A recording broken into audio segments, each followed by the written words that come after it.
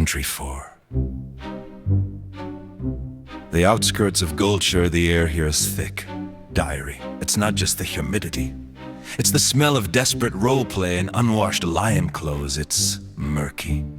But first, we must address the feline conspiracy.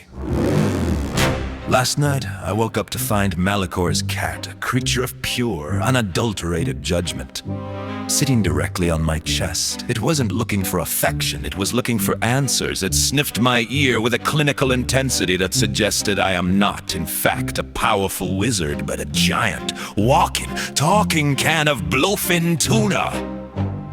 I tried to explain to the beast that my scent is sparkle ozone and impending doom, but it just licked its paw and stared at my neck like I was a snack-sized miracle I had to bribe it with a button just to get out of the room. I'm beginning to suspect that being a powerhouse of chaos makes one smell delicious to predators. I must investigate the correlation between mana biscuits and fishy aromas. Anyway, I fled the house to clear my head, and I've landed in Goldshire. Now, I've heard the rumors about the Moonguard district. They say the walls of the Lion's Pride Inn have seen things that would make a Void Lord blush. I walked in, expecting a fight, but instead, I found a fog, a thick, lavender-scented haze of creative expression. People were standing in corners, whispering epic poems to walls. A paladin was arguing with a lamp about consent and luminescence. It was the most beautiful, nonsensical nuisance I've ever witnessed. It was like a clinical study in what happens when people have too much free time and not enough dragons to kill.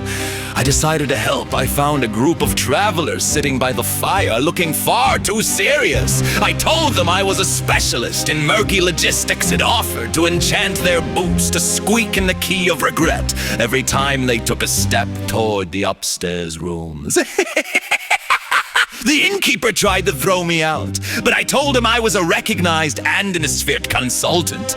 I then spent 20 minutes trying to convince a druid that he wasn't a stag, but actually a very tall, very confused herb garden.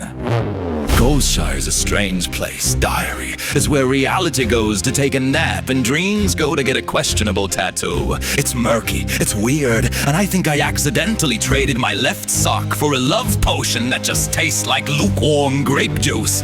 I'm going to go see if the blacksmith can turn my tuna-scented robe into something less appetizing to cats. Or maybe I'll just embrace the fishy destiny and lead an army of kittens to conquer the cathedral.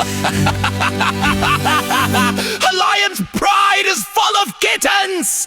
Stay murky, diary, and never, ever drink the punch in Goldshire.